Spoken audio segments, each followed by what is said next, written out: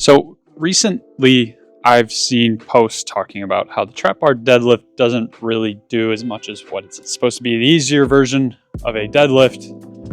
By easier, I mean lower barrier to entry to learn and less likely to cause or create. I think this begs the question, what is a good lift? There's people that will argue both sides of the spectrum, that trap bar deadlift is a shitty lift, or it's the best lift there is. But when we look at the baseball world, it's probably one of the most used lifts that there is. So is it a good lift or is it a bad lift? Well, I think we have to think a little bit differently. So let's dive into that. But first, I want to lift a little bit here.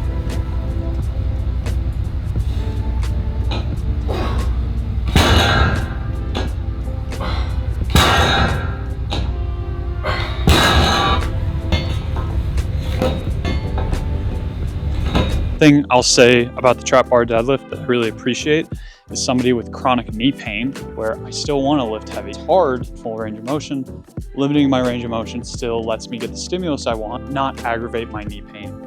But more on that later. It's time to lift.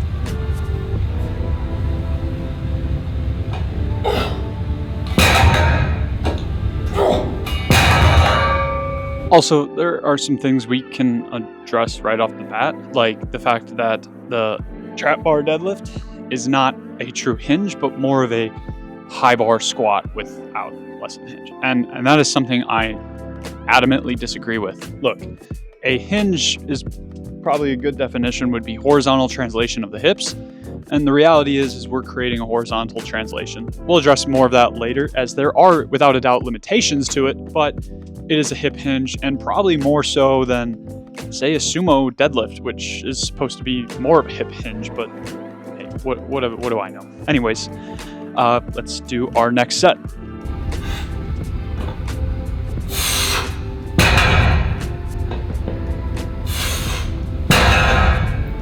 And also, for anybody wondering why I use straps, it's just because I don't really have access to good chalk here, and I don't want my grip strength to be a limiting factor.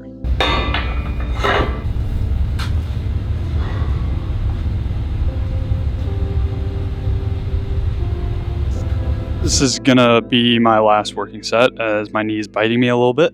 So we're finishing at a top set of 460-ish, give or take. I'm not doing the math right now.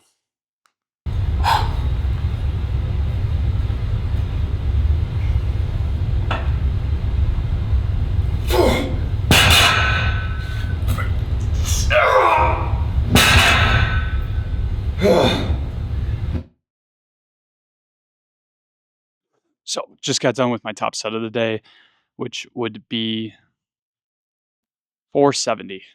Most I've ever done is 500 pounds at equal.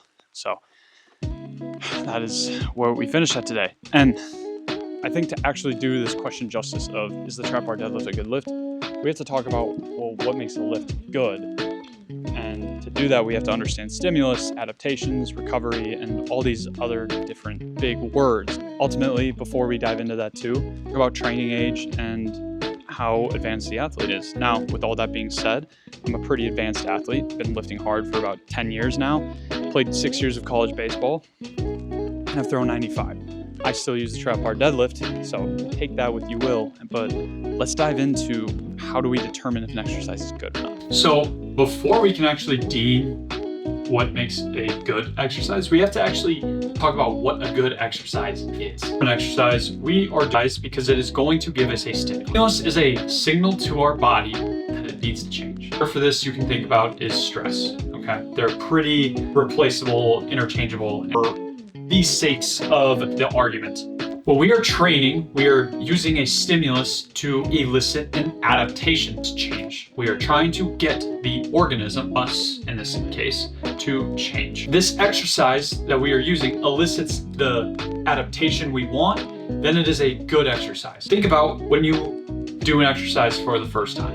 Really sore and really uncomfortable, you do more and more back squats. It starts to adapt. The tissue itself will change, your neurology will change, your central nervous system will communicate better with your body to back squat better, do it at a higher rate of force production and higher rate of force frequency. Your body has made an adaptation. Within that note though, your body has also been more resilient So now it's not going to take that stimulus as 225-pound back squat was the absolute most you can do, and now you're repping it really easily. That is a successful adaptation, and that is what we're looking for in terms of training. And that doesn't matter if you're general population or if you're in the athletic field. About athletes specifically, we need a high amount of stress to make these changes. Athletes are already high force producers. If we take an elite athlete that throws 90 plus, he's already producing a lot of force in the throw, relatively speaking. Some nuance that goes into that, but an elite athlete by all, we need to be able to create enough of a stimulus to get the organism to adapt.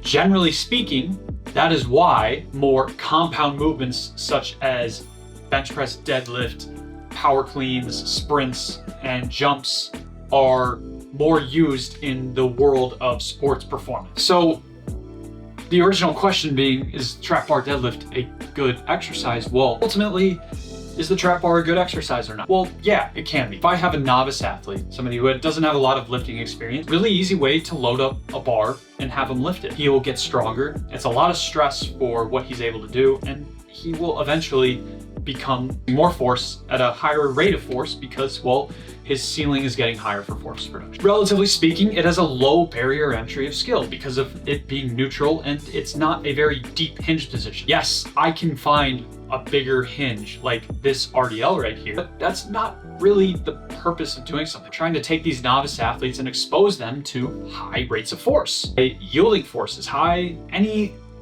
insert word of force here. Well, there's probably better ways to get athletes stronger than just saying, hey, go trap bar. You can probably do better. Really depends on what you're trying to do. Take this athlete here who's performing a trap bar deadlift. I use 155, 160 pounds. Doesn't have a high force production threshold, so I needed him just to get stronger. Doing that and consistently adding weight.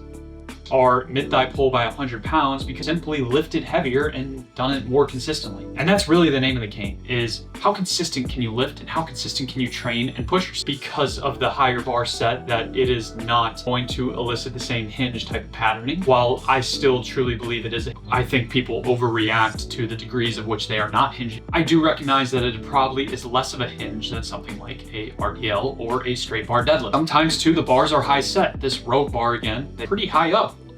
It's going to make it a lot easier for me to deadlift a lot of weight. Now, that being said, you know about stress and stimuli is eventually over time it gets harder and harder to make adaptations, be more and more stress. So to me, this can be somewhat of a double-edged sword of it lets the athlete do more weight, but it also gives them more potential to do more weight in the future. And if you don't want to do this, you can just simply flip the trap bar upside down. For all my final thoughts were coming from a guy that I actually used to hate the trap bar deadlift, and I used to be all in on power cleans.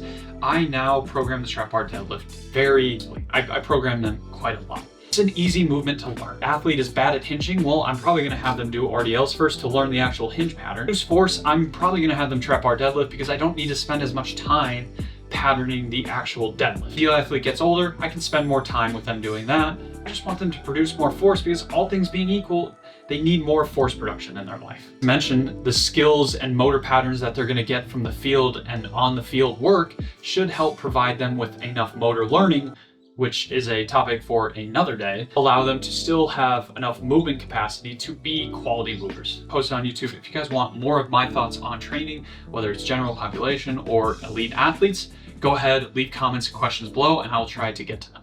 Thank you for watching, and remember, stay savage.